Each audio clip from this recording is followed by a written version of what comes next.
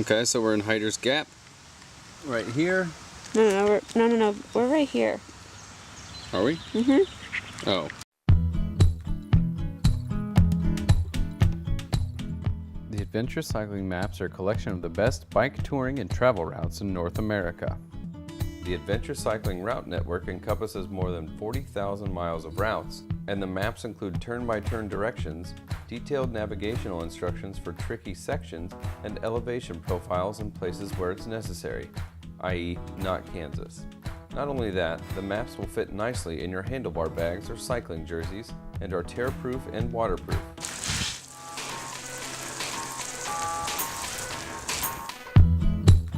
Every route's map is actually comprised of mapped sections, and depending on the distance of the route, it ranges from 1 to a dozen or more. Each map section covers around 300 to 500 miles of a route, and those map sections are broken into map panels, which display around 30 to 50 miles of each section of the route. The front cover of each map section shows the overall mileage and the position of the map section within the larger route.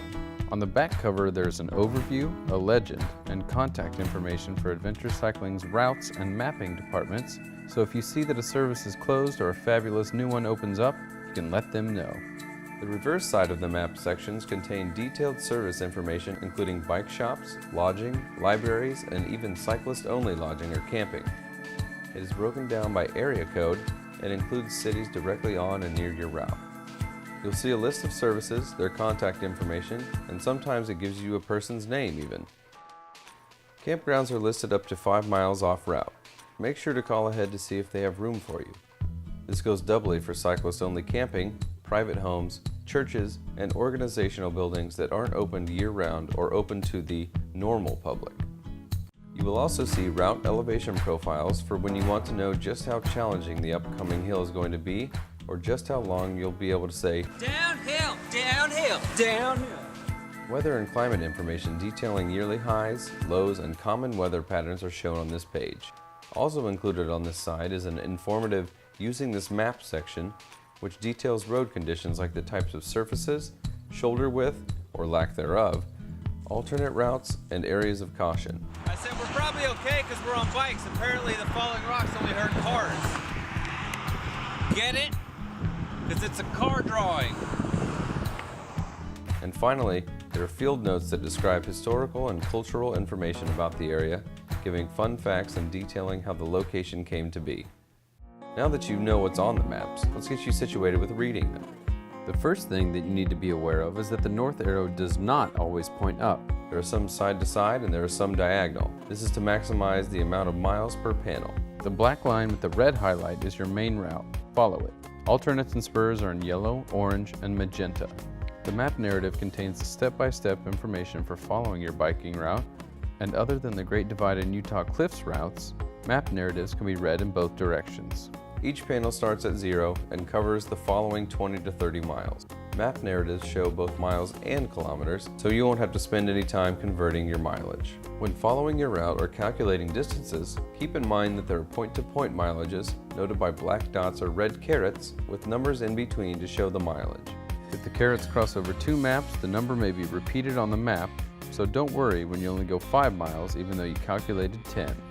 Look for the end mileages at both ends of the panel, which tell you how many miles to either end of the map section, and the red match line on each panel indicates where the panel route matches the next. Don't fret, there might be some overlap.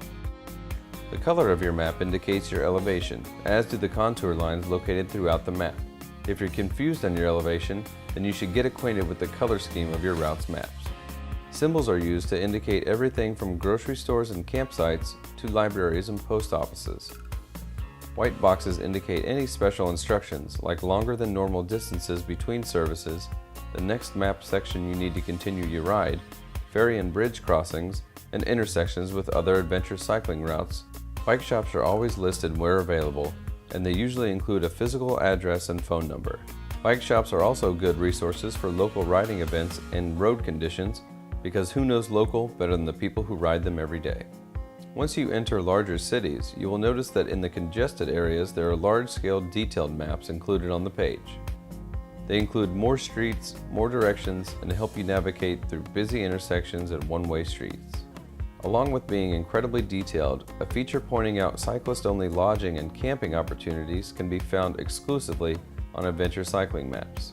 That's right, this is only something you can find on their route network. High five for preferential treatment. Nearly all of the Adventure Cycling route maps follow the conventions outlined in this video, but there are two exceptions: historical routes and the Great Divide mountain bike route. Adventure Cycling's historical routes include the Lewis and Clark Bicycle Trail, the Underground Railroad Bicycle Route, and the Tidewater Potomac Heritage Route. These road routes are similar to Adventure Cycling's regular panel frame maps, with a few unique features. The index maps for the historical routes are located inside the map itself in larger format and show historical sites and features along these routes in relation to the significance of the route.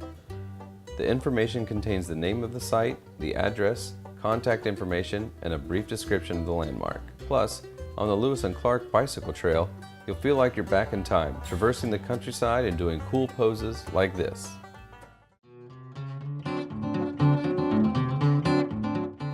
There are a few things that you need to do before you can head out on your tour now that you've learned to read the maps.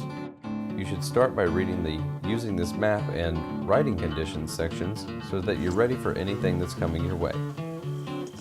There are constant updates, and you don't want to get stuck between services or learn that a certain restaurant or hotel isn't there anymore more than you want a flat tire. So make sure that your addenda are up to date.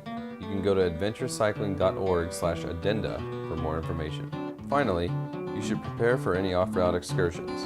Adventure Cycling maps are not meant to be used for traveling off the designated route. If you plan off-route adventures, you will need to augment your map resources with additional maps. And trust us, you don't want to go off-route often. The times we went off-route, we got flat tires, got stung by bees, and had the hardest climbs of our tour. Now, after long last, you're ready to do some touring. Woohoo!